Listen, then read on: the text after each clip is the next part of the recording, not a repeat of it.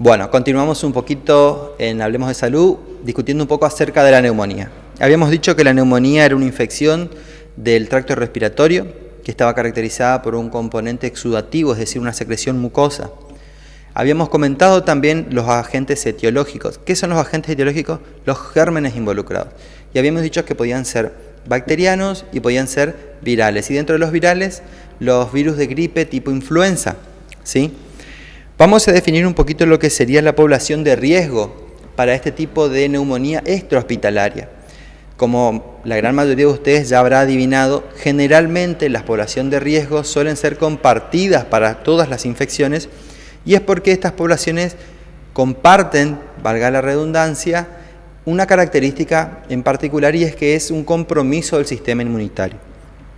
En este caso podemos hablar de población de riesgo aquellas personas que sean alcohólicas, ¿sí?, o que tengan una patología hepática, diabéticos, fumadores, aquellos que padezcan de EPOC. EPOC es una sigla para una enfermedad que se conoce, para un síndrome que se conoce como enfermedad pulmonar obstructiva crónica. Vamos a estar hablando de eso en algún otro programa, no se preocupen, ya lo vamos a ir explicando. Y además ingresan en esta categoría de población de riesgo aquellas personas que tengan algún trastorno oncológico, ¿sí? Sobre todo aquellos que estén bajo tratamiento oncológico, porque la quimioterapia y la radioterapia suelen ser tratamientos muy invasivos y suelen ser tratamientos muy agresivos para el sistema inmunológico. Esta respuesta exudativa que tiene el parénquima pulmonar sobre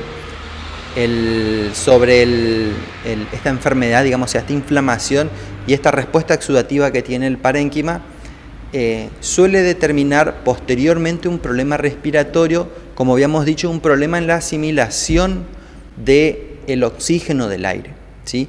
Y genera en el paciente un estado de hipoxia. Algo de esto ya habíamos hablado en el programa de bronquiolitis, ¿sí? Pero la hipoxia, sí, para resumir y para de alguna manera recordar ideas y refrescar conceptos, la hipoxia es una concentración disminuida de oxígeno en la sangre. Como ustedes saben, todos los tejidos del cuerpo necesitan de oxígeno para su desarrollo metabólico normal, ¿sí? Por sobre todo el cerebro, ¿sí? Entonces, en los problemas en los que la carga de oxígeno sanguínea bajan, estado que se conoce como hipoxia, suele ser de alta gravedad para estos organismos, estos órganos que son muy sensibles al oxígeno, como ser el cerebro.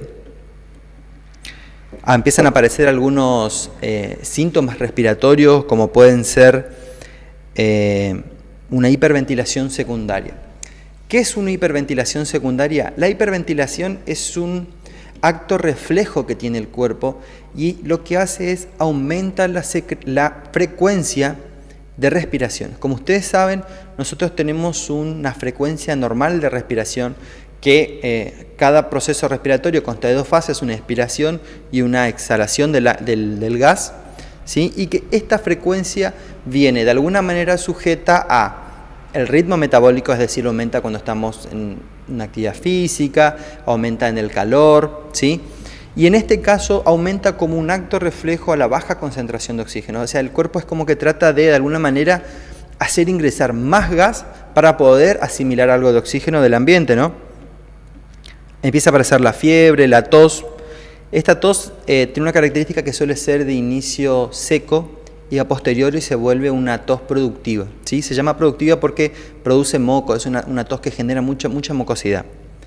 Dentro de la neumonía extrahospitalaria podemos dividirla a su vez entre la neumonía que se considera típica y una neumonía que se considera atípica. Esta clasificación está sujeta a discusión en la mayoría de los congresos, pero bueno, se la sigue manteniendo a niveles didácticos, ¿sí? Y como este programa pretende ser de alguna manera explicativo, vamos a mantenerla, vamos a sostenerla, para que sea un poco más sencillo para entendernos, ¿cierto? No vamos a entrar en hilar muy fino porque no es la idea, ¿sí?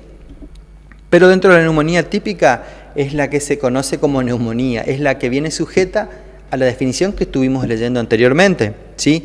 Se caracteriza por un comienzo brusco, por presentar fiebre con escalofríos, con chuchos, esa sensación de frío a causa de la hipertermia que tiene el cuerpo y ese temblor que se desarrolla después, esa sensación de querer acurrucarse, eso se conoce como chucho de frío a consecuencia de la fiebre, ¿no? Tiene esta tos seca que veníamos discutiendo hace un ratito, que tiene un inicio seco pero que después se vuelve una tos productiva, y que esta secreción que se genera en el acto reflejo de la tos suele ser de características purulentas, o sea, es una sustancia, es un tejido, porque la pus son células muertas, digamos, es una porción, es una sustancia purulenta, cargada de células inflamatorias muertas, de gérmenes muertos, y se debe, esta neumonía típica, se debe básicamente a 3 gérmenes en particular. Por un lado el Streptococcus pneumoniae, que veníamos hablando, por otro lado la Klebsiella pneumoniae, que esta es nueva, y por otro lado la Haemophilus influenzae. No viene al caso entender los nombres, ni saber diferenciarlos. Sí es importante que entendamos todos que es importante para el médico diferenciar entre un germen y en otro, y esto viene dado por la eficacia de la terapéutica, la eficacia del antibiótico. Más adelante, en otro programa, vamos a hablar un poquito acerca de los gérmenes, cómo se clasifican, qué tipo de medicamentos van en una forma de germen, qué tipo de medicamentos van de otra forma del germen. Pero bueno, no viene al caso en este programa. Vamos a mantenernos en tema, ¿no? Dijimos que podíamos tener neumonía típica y neumonía atípica. Bueno, ¿qué es la neumonía típica?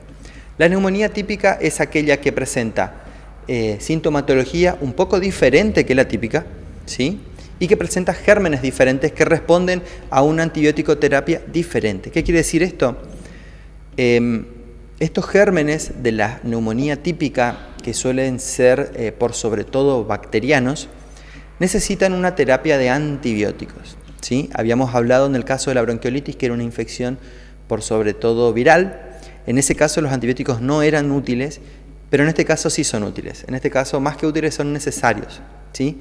Y es necesario cumplir la terapia de antibióticos adecuadamente, pero tranquilos que ya vamos a llegar a esa parte. La neumonía típica, entonces, dijimos que es aquella que tiene una sintomatología un poco diferente y que responde a una antibiótico terapia también diferente de la neumonía típica, ¿no? Tiene un comienzo más gradual, presenta cuadros de cefalea, presenta cuadros de astenia. La astenia es un desgano general. Es como el famoso estado gripal de que me duele todo, no tengo ganas de hacer nada. Esa se considera astenia, es como un estado de desgano, de dolor, ¿sí?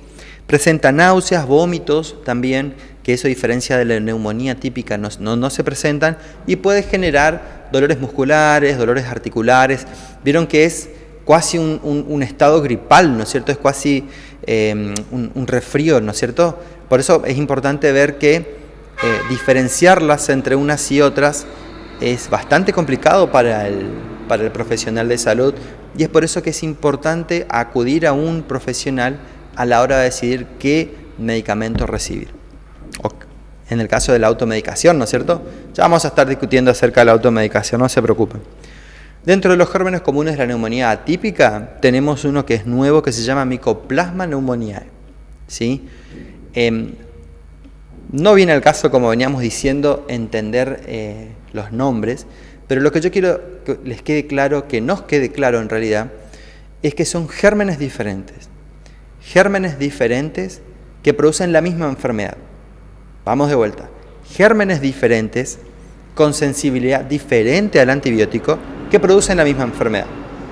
Así que no subestimen el profesional médico. Sabe lo que dice, sabe lo que hace y sabe qué antibiótico tiene que ir, ¿sí? Como habíamos dicho, la antibiótico-terapia es el tratamiento de elección, ¿sí? Estos gérmenes necesitan antibióticos, la administración de antibióticos, es una rama, es un tipo de medicamento que de alguna manera es efectivo contra las bacterias, ¿sí? Por diferentes mecanismos. En este caso no vamos a entrar en discusión al respecto, pero sí vamos a decir que los antibióticos son la medicación de elección para las bacterias, ¿sí? Bueno, Quédense con nosotros, ya venimos, vamos a estar hablando acerca de la profilaxis, es decir, las medidas que uno tiene que tomar para prevenir la neumonía, y vamos a estar discutiendo un poco acerca de la gripe A.